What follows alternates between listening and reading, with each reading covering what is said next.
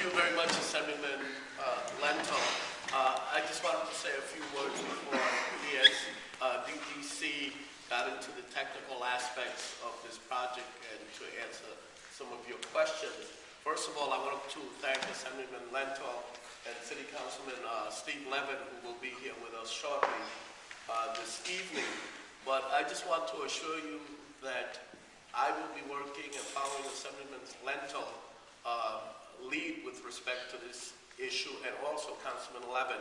As many of you may know, I was the chair of the Transportation Committee in the New York State Senate.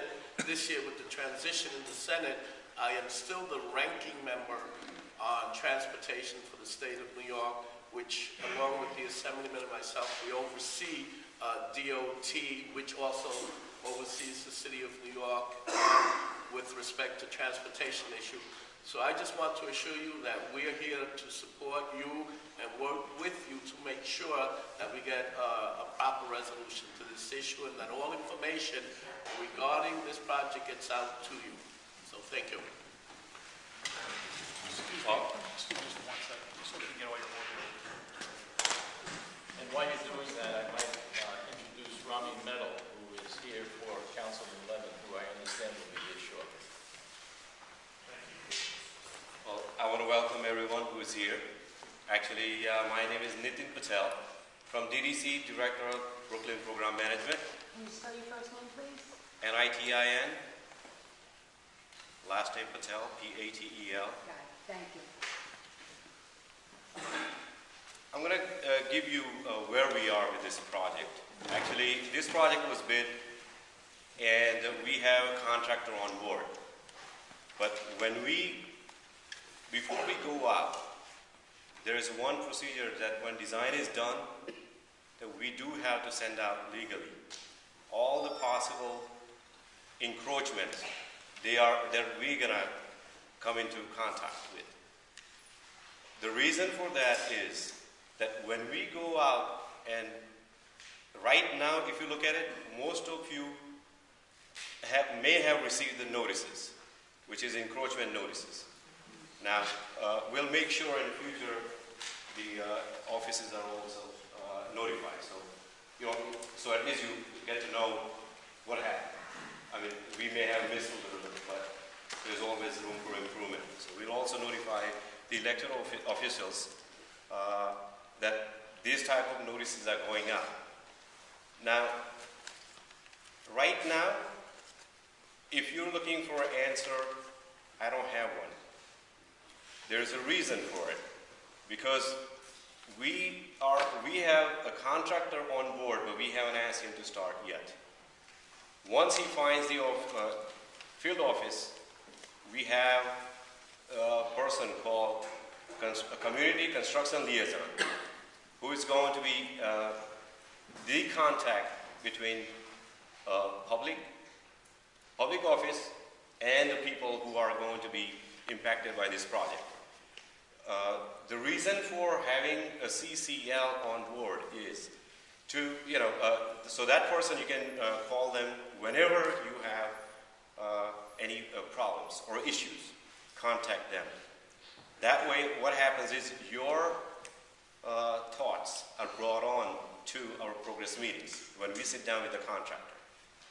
So that CCL, and we have resident engineer on this project. They're going to come and talk to every homeowner about this encroachment notices. Before they can determine, contractor has to lay down the jobs. Meaning, when everybody's familiar with the surveying, right? A term survey. When you bought a house, you had a survey of your house.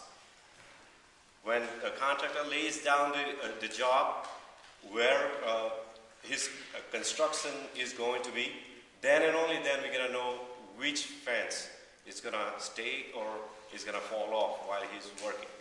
So then you will know. Meaning, this is not the last or a time that you're going to hear from us. You're going to hear from our resident engineer and construction liaison, community construction liaison. Those two people will come and walk with each individual homeowner who are going to be impacted. Whether they can work around it, or it will be only known once the contractor has laid the job. So, talking about whether we are widening or not, I heard a lot of people saying that, why are you widening the street? Actually, we are not widening the street. We are keeping the street what it is. We are only replacing. This is a capital highway job. Capital highway job, what we're doing in this, some of you may have noticed who are here for long, that we had a project that installed combined sewers. Sewers were done long ago. Now we're coming back with the DOT's project, which is sidewalk, curbs, roadway, street lighting, street signs.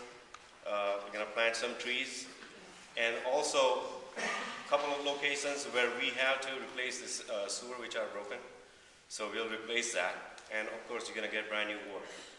So this project actually is going to align the roadway with, as you can, I walked some of the sidewalks and you can see that they're all different condition. It's not the same condition. So they're going to be brand new sidewalks out there. That's not true. Not true. Who's going to pay for it?